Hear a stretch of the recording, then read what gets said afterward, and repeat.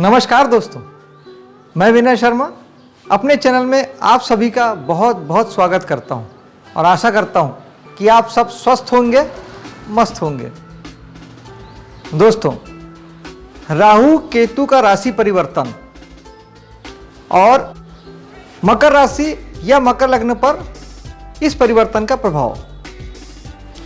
दोस्तों, 10 अप्रैल को सुबह 11:15 में राहु केतु अपनी राशि परिवर्तन कर रहे हैं। राहु केतु उल्टे चलते हैं, वक्री चलते हैं। जिस राशि पे बैठे हैं वहां से वो पीछे आते हैं।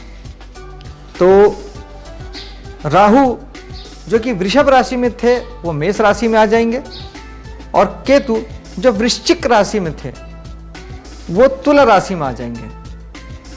मकर लग्न या मकर राशि वालों के लिए उनकी कुंडली में राहु आ जाएंगे चौथे भाव में, क्योंकि वहां मेष राशि पड़ती है, और दसम भाव में जहां तुला राशि पड़ती है वहां केतु आ जाएंगे। तो दोस्तों, समझते हैं कि अगले 1.5 वर्ष या 18 महीने के लिए राहु केतु मकर लग्न या मकर राशि वालों के लिए क्या फल लेके आए हैं। लेकिन उसके पहले राहु और केतु का स्वभाव को समझ लेते हैं। राहु केतु हैं क्या ये समझ लेते हैं, तब आपको बहुत आसान हो जाएगा कि राहु केतु का फल क्या आएगा और आपको उनके साथ क्या ट्रीट करना है। तो सबसे अच्छा उपाय एस्ट्रोलॉजी में यही होता है दोस्तों कि जो ग्रह है हमको उसी के हिसाब से हमको ट्रीट करना है, हमको उसके हिसाब से ही अपनी कार्य व्यवस्था बनानी है। तो आपको कहीं कभी कोई तकलीफ नहीं आएगी, ग्रह को तकलीफ नहीं देगा। तकलीफ सिर्फ तब आती है जब हम ग्रहों के अगेंस्ट जाते हैं, जब हम उसके विपरीत जाते हैं। हाँ, राहु केतु अगर मान लीजिए आपका दशा या अंतर्दशा होती तो हम केवल एक के बारे में बात करते हैं, राहु के बारे में या केतु के बारे में। अभी हम बात गोचर की कर रहे हैं, इसलिए हमें मजबूरी है कि हमें राहु और केतु को साथ में कंबाइंड लेके चलना पड़ेगा और फल भी उनका साथ में ही समझना पड़ेगा। सबसे पहले ये समझते हैं कि राहु और केतु होते क्या हैं। दोस्तों, राहु सर है और केतु धड़ है, इतना तो सभी जानते हैं क्योंकि हमारे यहाँ पारंपरिक कथा है। तो राहु सर है और केतु धड़ है। लेकिन राहु और केतु बिल्कुल विपरीत भी हैं और साथ में भी हैं। ये आपको साथ में भी मिलेंगे, इनके फल आपको साथ में भी आएंगे। ये दोनों मिलकर आपको भ्रम पैदा करते हैं, इल्यूजन पैदा करते हैं, इधर इधर खींचते हैं, अपनी अपनी तरफ खींचते हैं, और लेकिन बहुत अलग भी हैं। इसी को हमें कैसे ट्रीट करना है और कैसे जीना है, राहु केतु का कैसे मैनेज करना है, ये एस्ट्रोलॉजी दोस्तों मैं आपको यही बताऊंगा कि इस राहु केतु को हमें कैसे ट्रीट करना है और कैसे साथ लेके चलना है कि ये भी आपके लिए फायदेमंद हो जाएंगे और शुभ हो जाएंगे। बिल्कुल होंगे दोस्तों, 100% होंगे, ये मेरा दावा है। दोस्तों, राहु मोह है, केतु मुक्ति है। राहु भ्रम है, इल्यूजन है, दुविधा है, परेशानी है।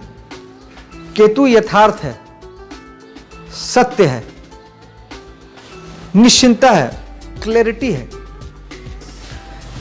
राहु इच्छा है, आपकी डिजायर है। इच्छा में जो पागलपन होता है, किसी चीज को पाने की जो चाहत होती है, वो जो पागलपन होता है कि मुझे कैसे भी ये चीज पाना है, कुछ भी करके पाना है, कुछ भी खो के पाना है, ये चीज पाना है मतलब पाना है, ये चीज चाहिए मतलब चाहिए, चाहे जान चली जाए चाहे जान लेना पड़े, ये चीज चाहिए मतलब चाहिए। और केतु ठीक इसके उल्टे, केतु विरक्ति है, केतु डिटैचमेंट है। केतु उस सारी जगहों से आपको हटाता है, आपको मुक्त करता है, आपको वहां से दूरी पैदा करता है, क्योंकि केतु मुक्ति का कारक है, मोक्ष का कारक है। और मोक्ष तो तभी संभव है जब वैराग्य पैदा होता है। तो केतु वैराग्य देता है कि जिस भाव में राहु बैठा है वहां हमें राहु के जैसा हो जाना है, और जिस भाव में केतु बैठा है वहां केतु के जैसा हो जाना है। यही सबसे बड़ा उपाय है दोस्तों, और ये जादू है दोस्तों, काम करता है। अब आप भाव में आ जाते हैं। चौथे भाव में मेष राशि में राहु बैठा है। राहु क्या है? इच्छा है, प्रबल इच्छा है, चाहिए तो चाहिए।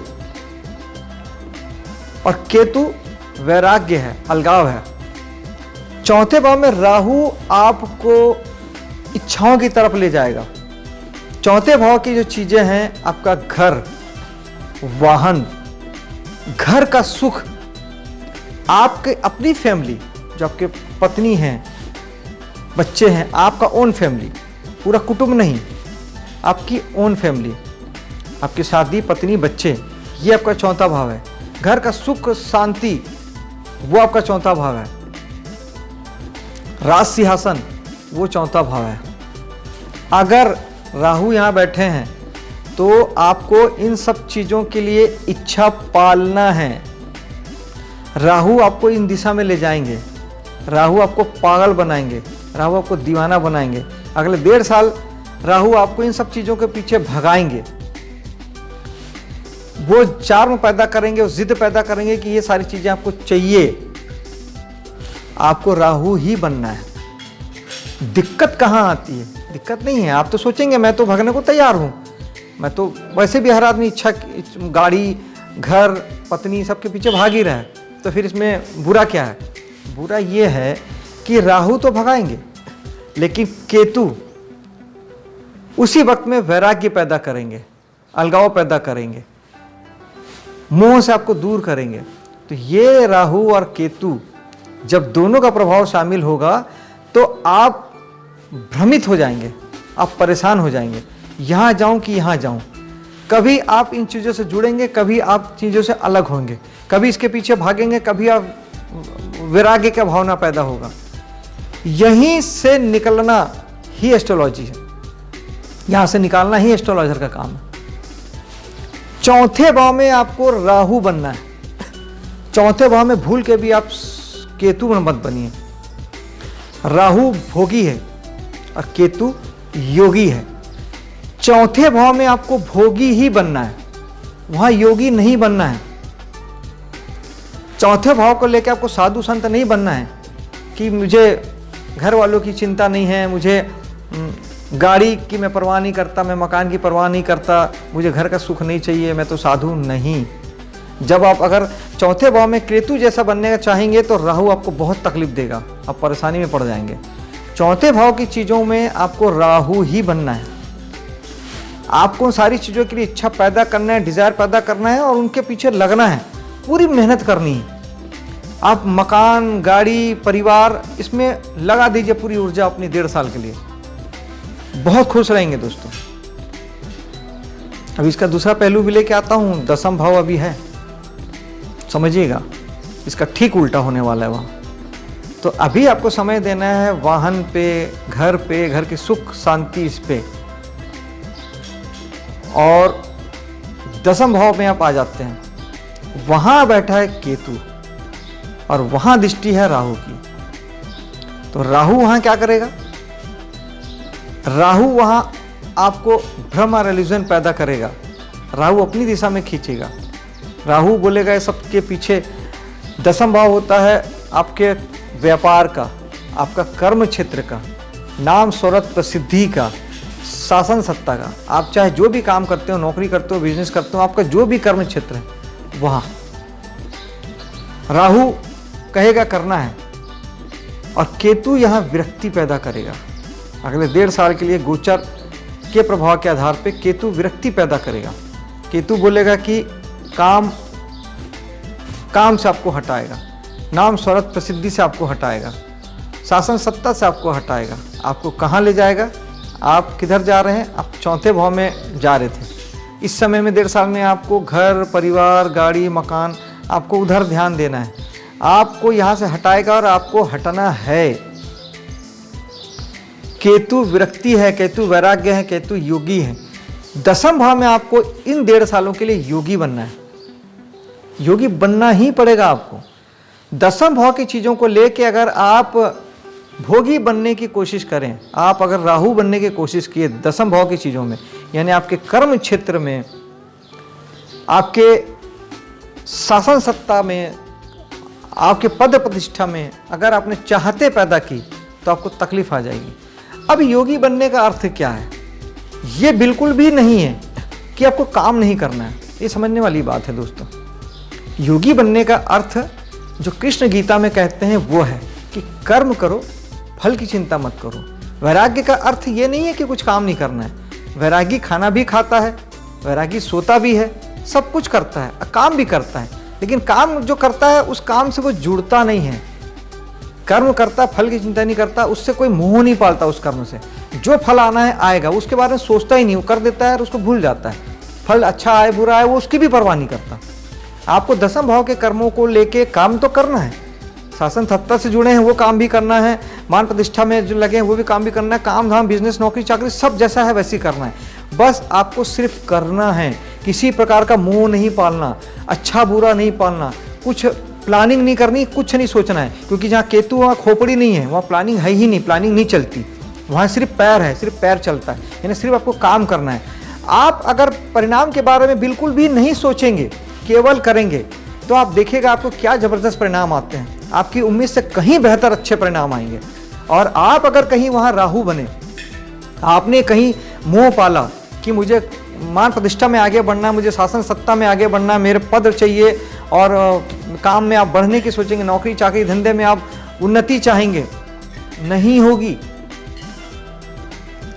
और उल्टे ये भी हो सकता है कि आपका डाउनफॉल आ जाए, आप जो सोच रहे जितना मिलना था उतना भी ना मिले, कम आए।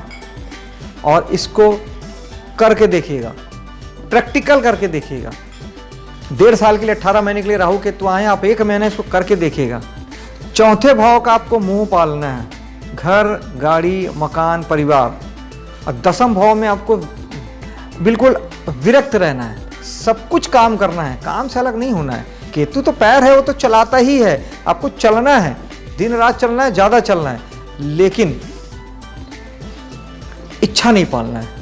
जो होगा होगा, भगवान भरोसे छोड़ना है, योगी बन जाना है।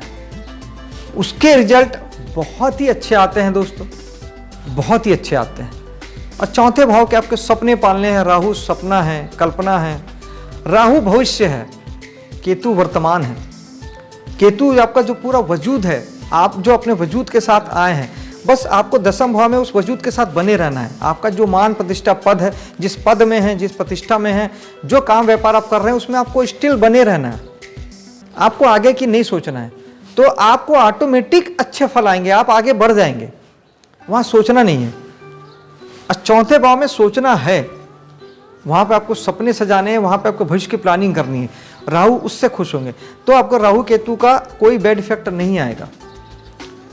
और दोस्तों ये सारे रिजल्ट अगर आपके कुंडली में भी वो सारे योग संयोग हैं, वो सारी चीज़ें हैं, जो भी अच्छे या बुरे योग हैं, उसी आधार पर ये सारे फल आएंगे। क्योंकि जो गोचर के जो ग्रह होते हैं वो उस फल को पूर्णता में पहुंचाते हैं। आपकी कुंडली में जो भी योग संयोग बन रहे हैं, जो भी अच्छे बुरे योग बन रहे हैं, उसको होना यानी उसको कार्मिक रूप से धरातल पे लाने के लिए गोचर के ग्रह उसको अंतिम परिणाम में पहुंचाते हैं।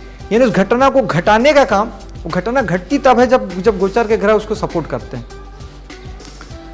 गोचर के ग्रह ना हो तब भी वो काम हो जाएंगे, लेकिन अगर खाली गोचर है और कुंडली में आपका वो योग संयोग नहीं है, अच्छे बुरे फल नहीं है, तो खाली गोचर उसको उस प्रबलता से वो फल को नहीं दे सकते। आपको केवल हालात बनेंगे, परिस्थिति बनेंगे, थोड़ी बहुत मानसिक दशाएं वैसी बनेंगी और मामूली ढंग से चीज़ें आके चली जाएगी, तो वो बात नहीं आएगी। जो बहुत अच्छा या बहुत बुरा असर पैदा करती है वो चीज़ें उसमें नहीं आ पाएंगी।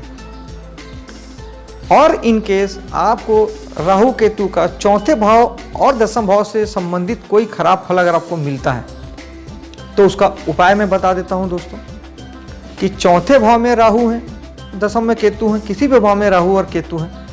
राहु और केतु का उपाय तो हमें जिंदगी भर करना चाहिए दोस्तों, क्योंकि हमेशा राहु और केतु किसी न किसी भाव में तो होते ही हैं। राहु केतु का उपाय हमें हमेशा राहु और केतु से हमें ठीक रखता है। राहु केतु कुछ है ही नहीं दोस्तों, जिस प्रकार वो ग्रह नहीं है उसी तरह व्यवहारिक चीज़ों में भी वो केवल आपकी मानसिकता ही है, केवल आपकी भावनाओं की पकड़ जो है वो राहु केतु है। अब राहु केतु को ठीक करते चलेंगे तो आप मेंटली कभी परेशान नहीं होंगे, आपके कॉन्सेप्ट एकदम क्लियर रहेगा, आप कभी भ्रमित नहीं होंगे, विजन क्लियर रहेगा, आपको जीवन में क्या करना है, कहाँ जाना है, कहाँ पहुँचना है, ये सब कुछ आपको पता रहेगा दोस्तों। तो राहु और केतु के लिए सबसे बेस्ट उपाय है मेडिटेशन। इससे अच्छा उपाय कुछ नहीं दोस्तों, क्योंकि सारे भ्रम, सारे इल्यूजन और सारे दुविधा को अलग जो करता है वो मेडिटेशन करता है। मेडिटेशन आपको विजन देता है, क्लैरिटी देता है। दूसरा, केतु के लिए सबसे बढ़िया उपाय है गणेश जी की पूजा। राहु के लिए सबसे बेस्ट उपाय है, वैसे राहु की पूजा सरस्वती माता से होती है, लेकिन वहाँ भी वही चीज़ है दोस्तों, सरस्वती इन द सेंस ज्ञान, और ज्ञान ही आपके भ्रम को हटाता है। तो राहु का जो भ्रम है वो ज्ञान से ही हट सकता है, इसीलिए सरस्वती माता की पूजा वहाँ होती है। और दूसरा, आपको सबसे अच्छा उपाय है एस्ट्रोलॉजिकल कि आप हर महीने की अमावस्या को या हर शनिवार को आप एक सूखा नारियल बहते हुए जल में आप बहाएं। अगर नदी दूर है, बहता जल बहुत दूर है, तो महीने में एक बार अमावस्या में आप कर लें, सूखा नारियल बहते हुए जल में बहा देंगे तो इससे राहु ठीक हो जाता है। दोस्तों वीडियो पसंद आया हो तो लाइक और शेयर कीजिएगा, मेरे चैनल को सब्सक्राइब कीजिएगा। मिलता हूँ अगले वीडियो में। जय हिंद।